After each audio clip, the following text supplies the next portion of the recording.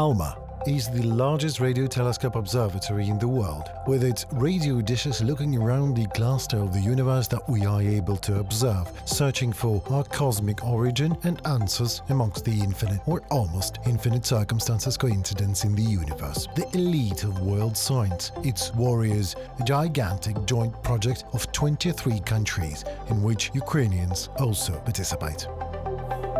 The observatory itself and its telescopes are located at an altitude of 5 kilometers. To get there, you need to pass a medical examination. No exceptions are made for anyone. Okay, we have a little problem here. The fact that we disembarked from an icebreaker just yesterday, on our way back from Antarctica, crossed the Drake Passage at 12-point hurricane and barely slept the last 3 nights is not a reason for a doctor and could become a problem. So if you have any or something. Look, if you want, try to make some breath exercise. Breathe exercise? Yeah, to relax. I'm given a choice: breathing exercises or 10 minutes of rest. How I pronounce your name?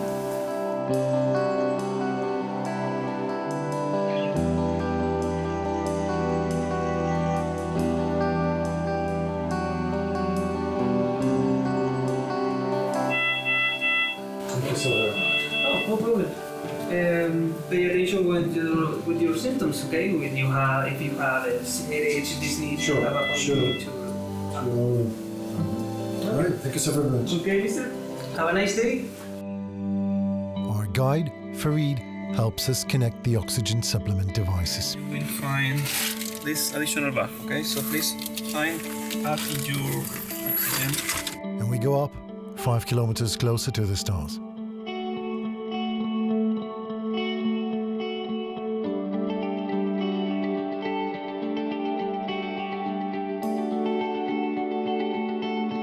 The higher we go, the less vegetation and life is around.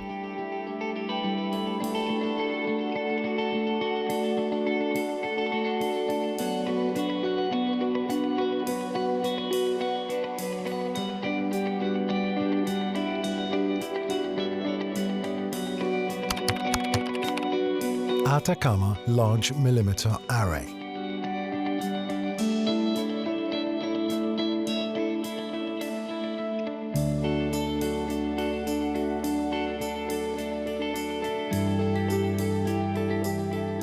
One last check, and we are in.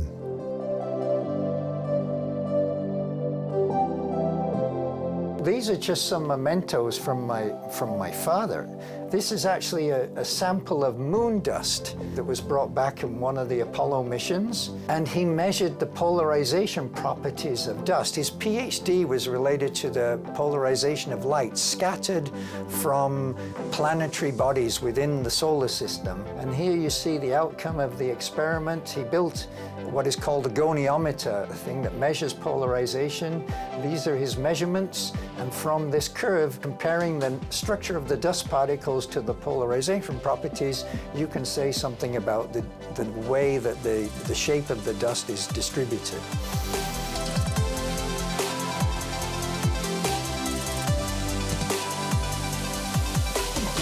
We live in the universe. The universe is a very large space.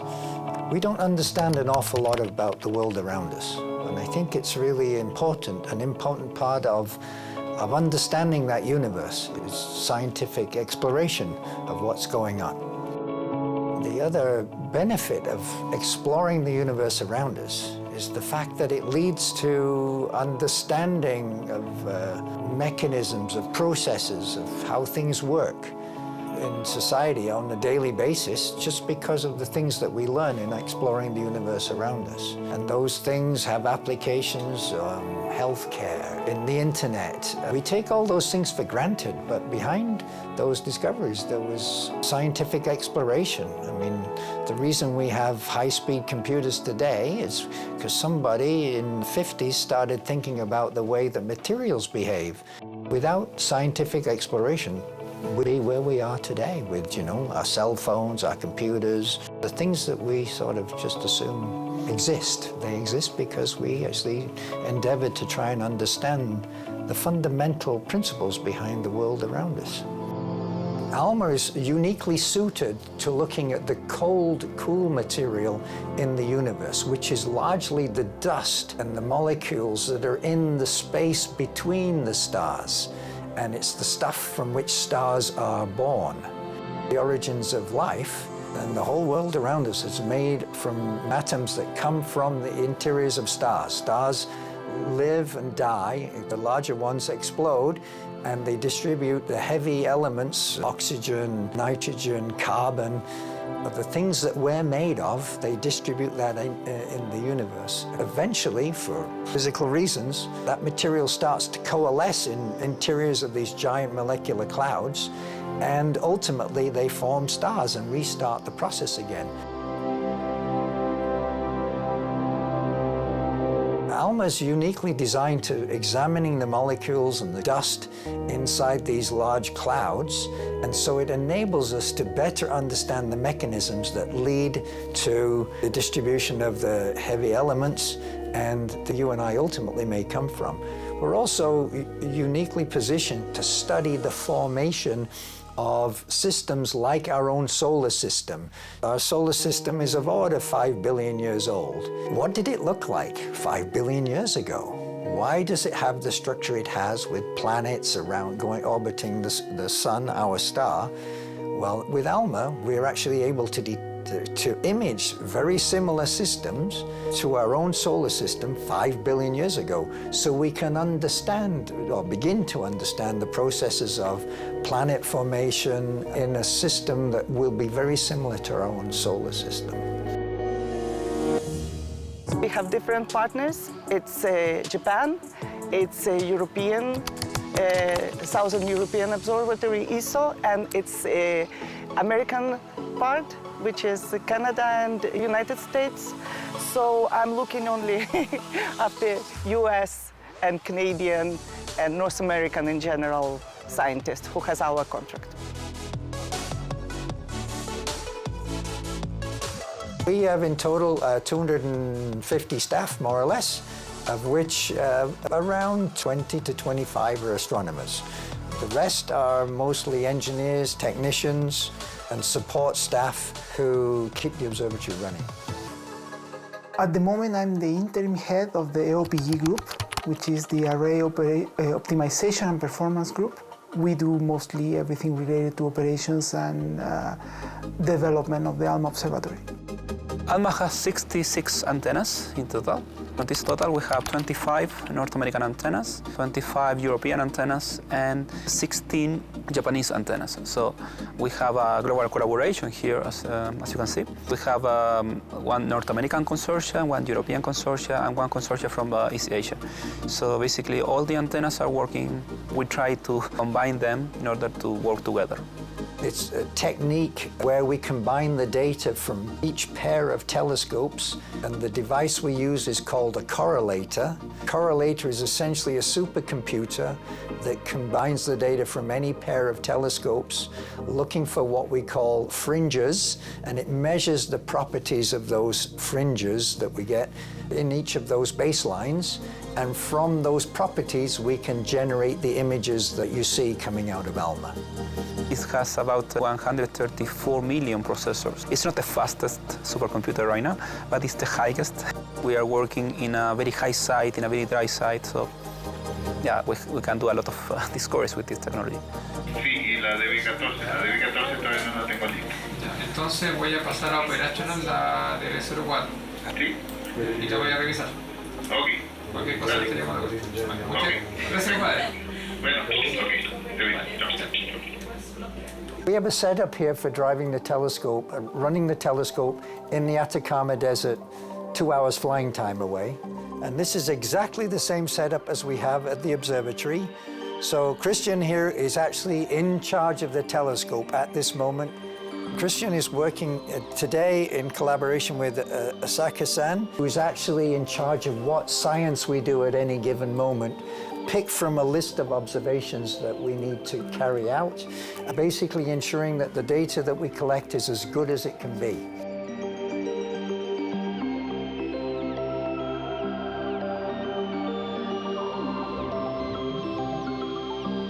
We run telescope operations 24 hours a day. The iconic discovery that ALMA made was the first high-resolution image of a proto-solar system, an object called HL Tau, where for the first time we were able to actually see the structures in a protoplanetary disk system, which we believe our own solar system may have looked like 5 billion years ago.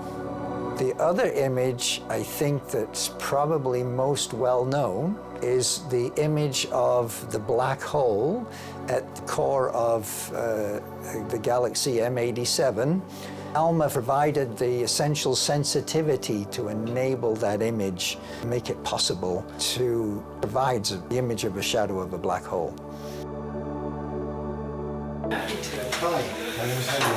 My name is Jeff. So Nice to meet you. Henry Jeff is the guy behind the famous, infamous. My name is Jeffrey Crew. I'm a research scientist from MIT's Haystack Observatory, where I've worked for the last 10 years or so on the Event Horizon Telescope project, which is all about, taking pictures of black holes and seeing is believing, as they say, which is, I was doing other things before, and an opportunity to join the project came up, and I said, yeah, that's cool. I want to work on that and make it happen.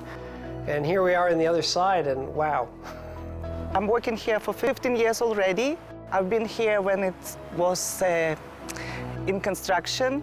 It's a very interesting place to work. You see amazing people. I would say there are scientists all over the world who works in this organization. Anyone who loves science is very proud to work here or to visit here, because from this place we are doing a lot of important discoveries from all the humankind.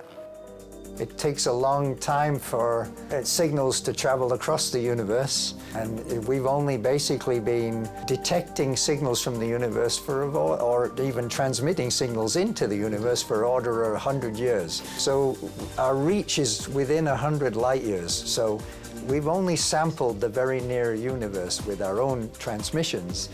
The universe is 13.7 billion years across, so there's a lot more space to go at. There are hundreds of billions of galaxies within the universe. The probability of us being unique is quite small. I believe there is life. There are conditions for life elsewhere in the universe, absolutely. And I think the likelihood of there being somewhere else similar to the solar system, with a planet similar to the Earth, is quite high. Life. A better future. That is what unites the Ukrainian warriors of science in Antarctica and warriors at the front line and the scientists of the Atacama Observatory.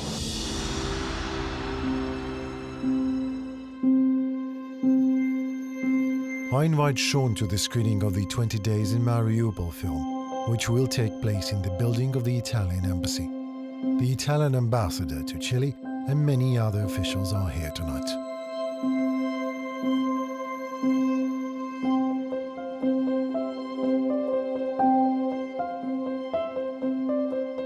Why the choice of the film, I can understand. But why here? Why Italian Institute of Culture? We received a request by the Ukrainian embassy, and I thought it was very important for us to show our solidarity to the Ukrainian people, that solidarity and support that Italian institutions and people have always shown to the Ukrainian institutions and people since the very beginning. La película está llena de escenas impactantes y fuertes, de tragedias personales que no pueden dejar a nadie indiferente. Ambassador of Ukraine to the Republic of Chile, Yuri Duden, opens the evening. Queridos compatriotas de la comunidad ucraniana.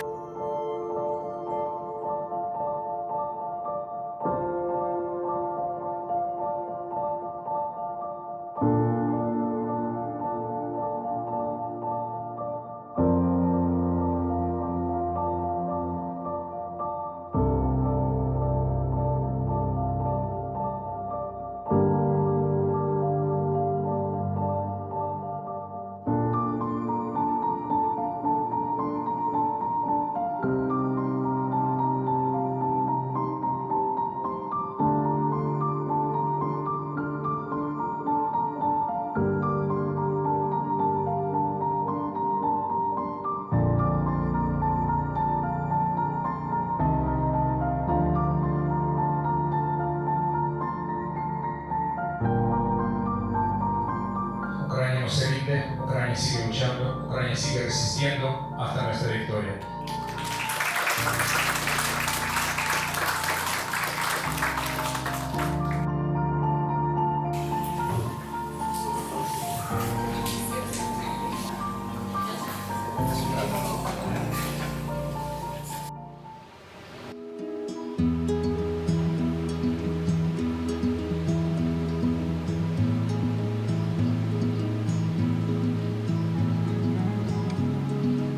First of all, thank you so very much for having us. It is a great opportunity to have a small talk or interview with you. My first question is, and I don't have even the slightest clue, Chile. I mean, the authority is pro-Ukrainian.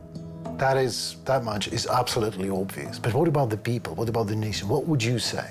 I've been here for 3 months, and all these months, in all my meetings, I felt the warmth of the Chilean people.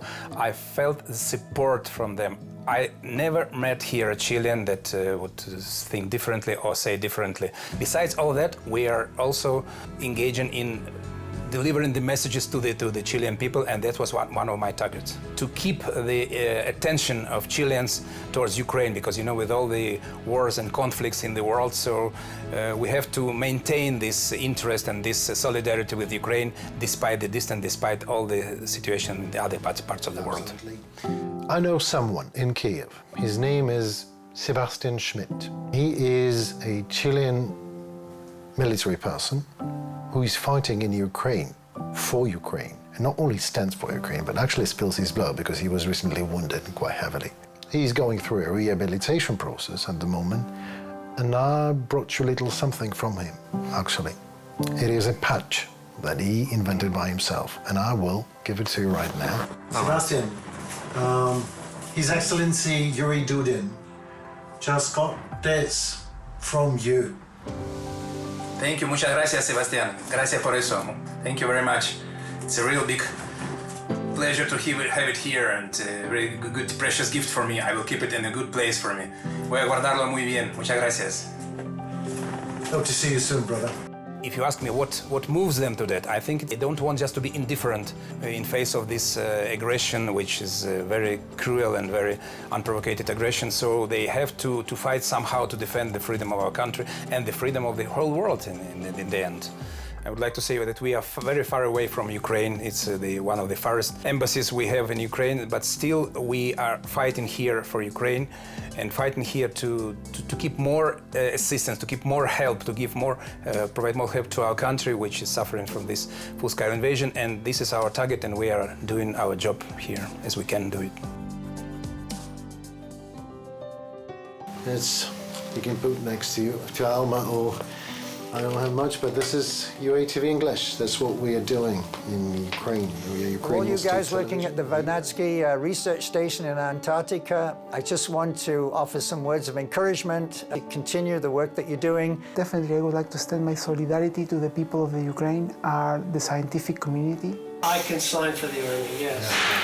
Well, there's a terrible war going on where a dictator is basically trying to grab some land, and he has no business doing that, and millions of people are suffering, and it's a terrible thing. I know it's very difficult at this time thinking about loved ones and family back at home, but it is important what you're doing. Keep it up. Understanding the world around us, and particularly taking advantage of the unique environment in Antarctica, is really important to all of us ultimately. The world should be terribly upset about this and should put a stop to it. You need to have hope for a better future. And this is one of the things that you can do. If you're a scientist, you do science. I hope that Ukraine will win. No country should be able to invade another and get away with it.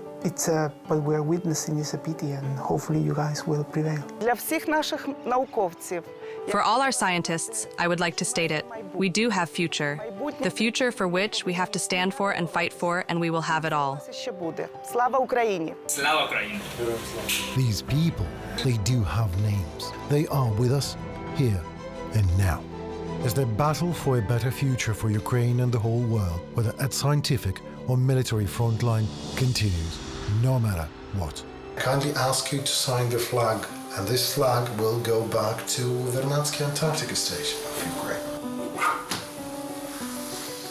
That's it. Best possible, thank you so very much for giving me an opportunity to be here and do my job. Because of you, that I'm capable of doing it. And I know that. Thank you. The signatures of scientists from ALMA, from Santiago de Chile, and from the scientists in the desert. These are for you because you're a scientist too, because you are the brave people of Ukraine who are defending two front lines, scientific and the front line of freedom for the whole Europe. I'm sincerely grateful to colleagues in Chile for such a precious gift. Before the beginning of this great war, we were investigating the opportunity for Ukraine to join the community of countries contributing to the work of South European Observatory in Atacama Desert. Obviously, this is one of these projects that this war has put on hold. However, I hope that after the war we will get back to it, and I am sure we will collaborate with ALMA in the future. It's so great to hear that. So here you go.